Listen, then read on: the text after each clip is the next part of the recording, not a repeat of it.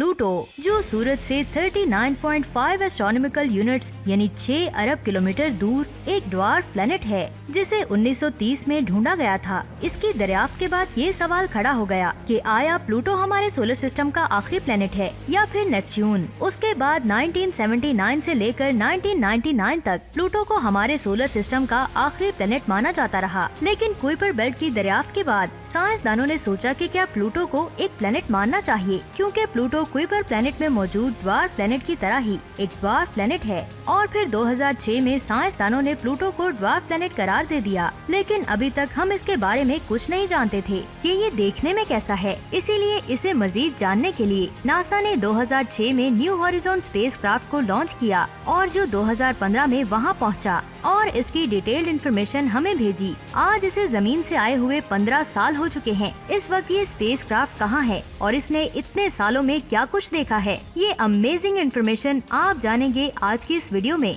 Video शुरू करने से पहले आपसे गुजारिश है कि अगर आपने हमारे चैनल इफ टीवी को सब्सक्राइब नहीं किया तो बराए मेहरबानी हमारे चैनल को सब्सक्राइब करके वीडियो को लाइक जरूर करें, क्योंकि आप लाइक करते हैं तो हमारा हौसला बढ़ता है। नेपच्यून जो हमारे सोलर सिस्टम का आखिरी प्लेनेट है, जो सूरज से 30 एस्ट्रोनॉमिकल यूनिट्स की दूरी पर है। इसके बाद शुरू होती है कुइपर बेल्ट, जिसका साइज 30 एस्ट्रोनॉमिकल यूनिट से लेकर 50 एस्ट्रोनॉमिकल यूनिट्स की दूरी तक है, जिसमें बहुत ज्यादा तादाद में ड्वार्फ प्लैनेट्स और एस्ट्रॉइड्स मौजूद हैं, जिसे कुइपर बेल्ट कहा जाता है। प्लूटो जो नेपच्यून से आगे कुइपर बेल्ट में मौजूद एक ड्वार्फ प्लेनेट है, जिसे 1930 में ढूंढा गया था। उस वक्त साइंसदान इसे एक प्लेनेट समझ रहे थे, लेकिन सन 2006 में साइंसदानों ने डिसाइड किया कि ये एक ड्वार्फ प्लेनेट है। प्लूटो सूरज से 39.5 एस्ट्रोनॉमिकल यूनिट्स की दूरी पर मौजूद है। ये दूरी इतनी ज्यादा है कि जिसकी वजह से हम इसे हबल स्पेस टेलीस्कोप की मदद से भी नहीं देख पाए और हमें ये पता ही नहीं था कि ये देखने में कैसा है। इसीलिए इसके बारे में मजीद जानने के लिए साइंसदानों ने 2006 में न्यू हॉरिजॉन स्पेसक्राफ्ट को एल्टेस 5 रॉकेट के जरिए लॉन्च किया था, जिस पर मैं डिटेल्ड वीडियो बना चुकी हूँ। लिंक आपको नीचे डिस्क्रिप्शन में मिल जाएगा। 9 साल स्पेस में ट्रेवल करने के बाद ये स्पेसक्राफ्ट जनवरी 2015 में प्लूटो के करीब पहुंचा, जिसके बाद जुलाई 2015 में न्यू हॉरिजॉन स्पेसक्राफ्ट प्लूटो की सरफेस से 7,800 किलोमीटर ऊपर से होकर गुजरा था। इस दौरान इस स्पेसक्राफ्ट ने प्लूटो के एटमॉस्फेयर, सरफेस और सब सरफेस को डिटेल स्टडी किया था और इनकी कई तस्वीरें जमीन पर भेजी थी। प्लूटो एक ऐसा आइस प्लेनेट है जिसकी सरफेस का टेम्परेचर -226 डिग्री सेल्सियस है और ये सूरज के गिर्द अपना एक चक्कर 248 सालों में कंप्लीट करता है। न्यू हॉरिजॉन स्पेसक्राफ्ट की वजह से हमने इसके मून्स को भी डिटेल से स्टडी किया, जिनमें सबसे ज्यादा मुख्तलिफ था शेडोन, जिसका डायमीटर सिर्फ और सिर्फ 606 किलोमीटर है और प्लूटो का डायमीटर सिर्फ 1188 किलोमीटर है। बाकी नेचुरल सैटेलाइट बहुत ज्यादा छोटे थे, जिनमें निक्स का डायमीटर 137 किलोमीटर और हाइड्रा का डायमीटर सिर्फ 1 किलोमीटर है। प्लूटो की सरफेस पर 98% नाइट्रोजन लिक्विड फॉर्म में मौजूद है।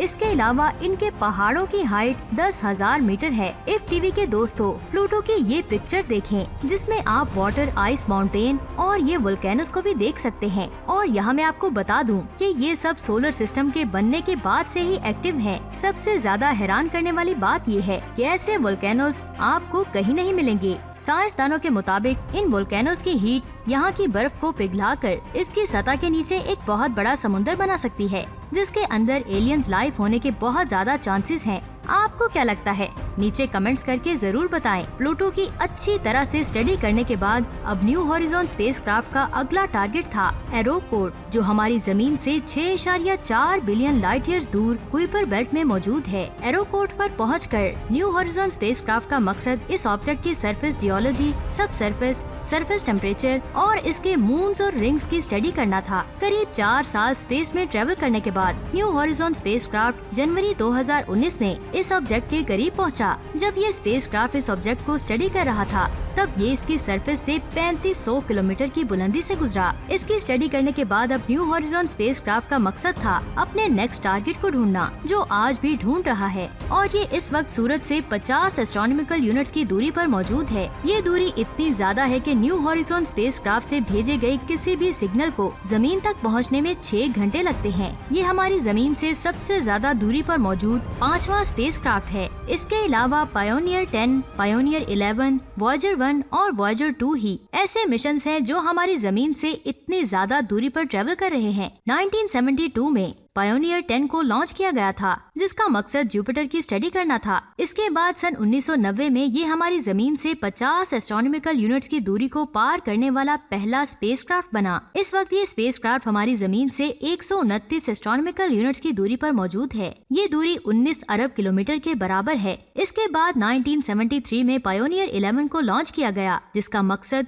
सैटर्न को स्टडी करना था। इस स्पेसक्राफ्ट ने 1991 में हमारी जमीन से 50 एस्ट्रोनॉमिकल यूनिट्स की दूरी को पार किया और इस वक्त ये हमारी जमीन से 105 एस्ट्रोनॉमिकल यूनिट्स की दूरी पर मौजूद है, यानी 15 अरब 75 करोड़ किलोमीटर दूर। जिसके बाद 1977 में वॉयेजर 1 और वॉयेजर 2 स्पेसक्राफ्ट को लॉन्च किया गया, जिनका मकसद हमारे सोलर सिस्टम के outer gas giants Jupiter, Saturn, Uranus और नेपच्यून को स्टडी करने के बाद स्पेस में ट्रेवल करना था। वॉयेजर 1 स्पेसक्राफ्ट ने सन 2012 में हीलियोपोस को पार करके इंटरस्टेलर स्पेस में एंट्री की। अगर आप हीलियोपोस, हीलियोस्फीयर, इंटरस्टेलर स्पेस को नहीं जानते तो इस वीडियो को देखें, जो बहुत ज्यादा अमेजिंग है। इस वक्त वॉयेजर 1 हमारी जमीन से 152 एस्ट्रोनॉमिकल यूनिट्स यानी 22 अरब 80 करोड़ किलोमीटर दूर है। वहीं वॉयेजर 2 स्पेसक्राफ्ट नवंबर 2018 में हीलियोपोस को क्रॉस करके इंटरस्टेलर स्पेस में दाखिल हुआ और ये इस वक्त हमारी जमीन से 127 एस्ट्रोनॉमिकल यूनिट्स की दूरी पर है। वॉयेजर 1 और वॉयेजर 2 वो वाहिद स्पेसक्राफ्ट थे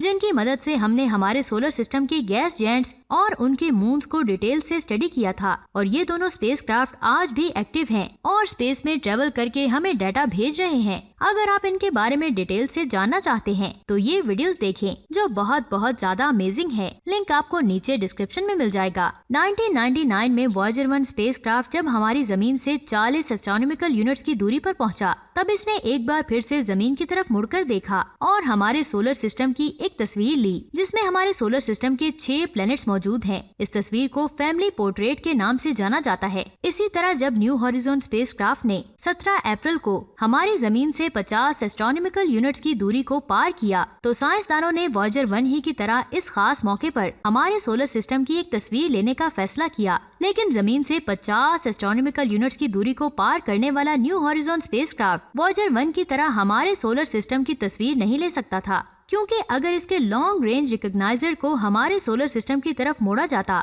तो सूरज की रोशनी से इसका कैमरा डैमेज हो सकता था। तो इसीलिए साइंसदानों ने न्यू हॉरिजॉन स्पेसक्राफ्ट के जरिए वॉयेजर 1 की तस्वीर लेने का फैसला किया।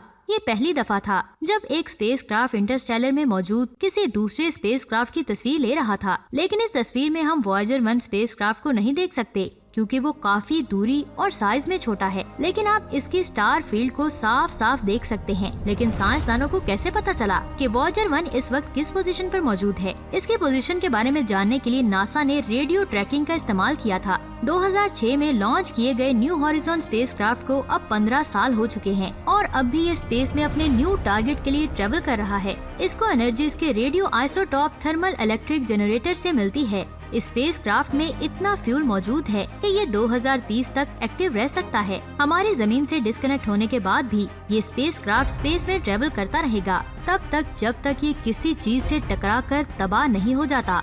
तो दोस्तों, आज की अमेजिंग वीडियो आपको कैसी लगी? नीचे कमेंट्स करके जरूर बताएं और हमारे चैनल को लाजमी सब्सक्राइब करें, क्योंकि इसको सब्सक्राइब करने पे पैसे नहीं लगते।